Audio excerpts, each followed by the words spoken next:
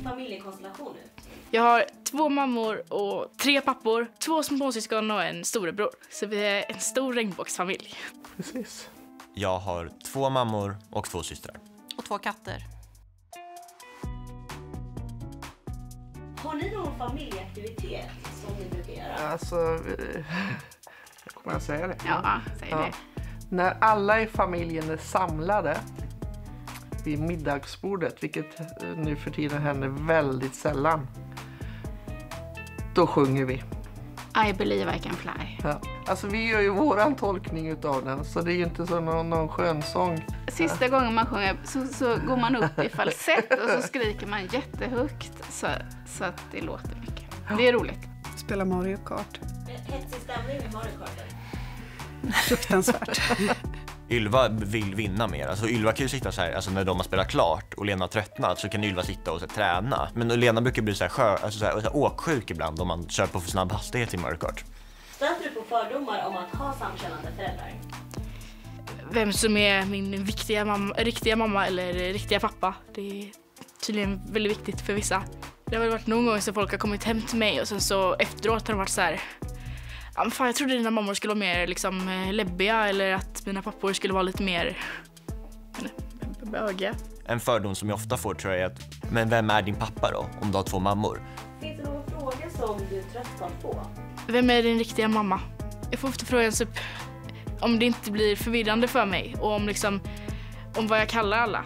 För att jag alltid liksom sagt mamma och Petra. Och då har det blivit bland så här att liksom, är inte Petra din mamma då? Mina mammor för mig har ju alltid varit, alltså jag har ju haft samma relation med båda mina föräldrar, eller båda har varit lika mycket mamma för mig. Sen så har jag alltid sagt mamma och Petra.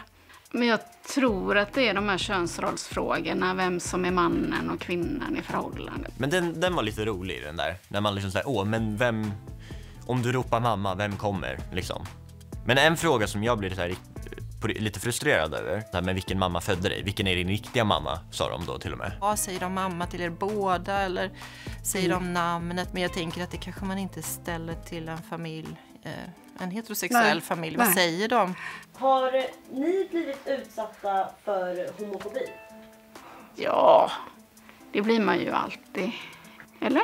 Jo, jag bara känner, ska vi börja gräva i det? Nej, men allt ifrån i sjukvården till i skolmiljö i början och kyrkan. Det var ju någon gång vi skulle till kyrkan och stod de utanför och kastade sten. Alltså sådana saker som är, det är ju inte vardag, men det har ju hänt och barnen har ju varit med. Alltså de har ju sett det och vet att det är inte bara rullande ögon. Jag tror inte jag upplevt det så starkt på sätt att folk har liksom aktivt. Jag har varit här, jag är ju inte homofob, men det är ju lite liksom. Ett bra exempel är ju när man är yngre och så här, personer kan använda lite homofobiska uttryck och liknande. Och det skaver ju mig på ett annat sätt än det gör i dem. Vi har hamnat i så här riktigt, alltså struliga bråk på grund av liksom så här hur folk har uttryckt sig. Alltså så här, mina föräldrar hade ju inte typ rätt att ha, alltså de hade ju inte rätt att skaffa barn lagligt tillsammans där båda hade rätt till barnet.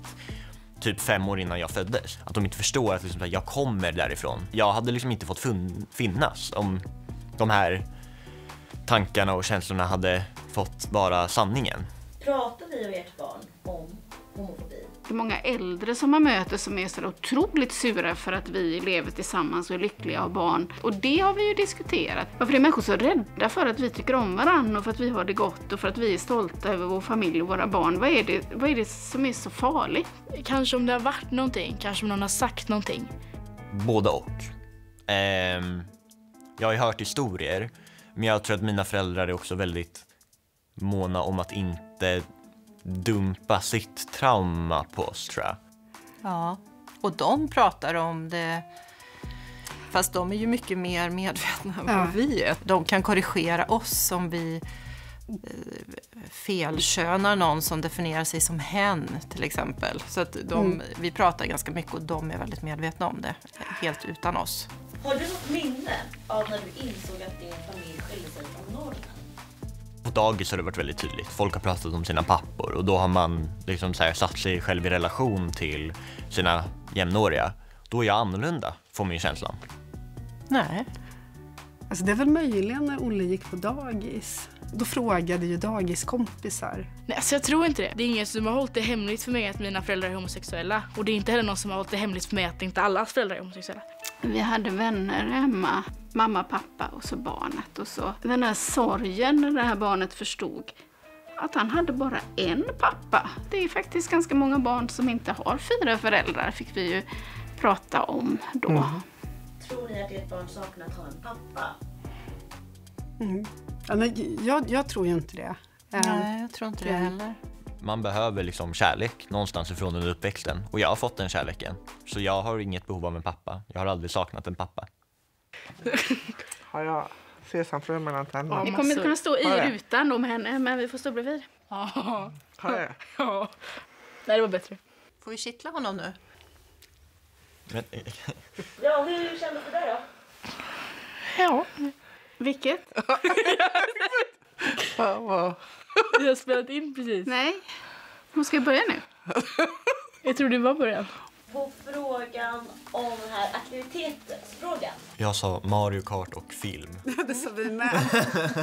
Vem är mest liksom aggressiv i spelet? Ja, okej.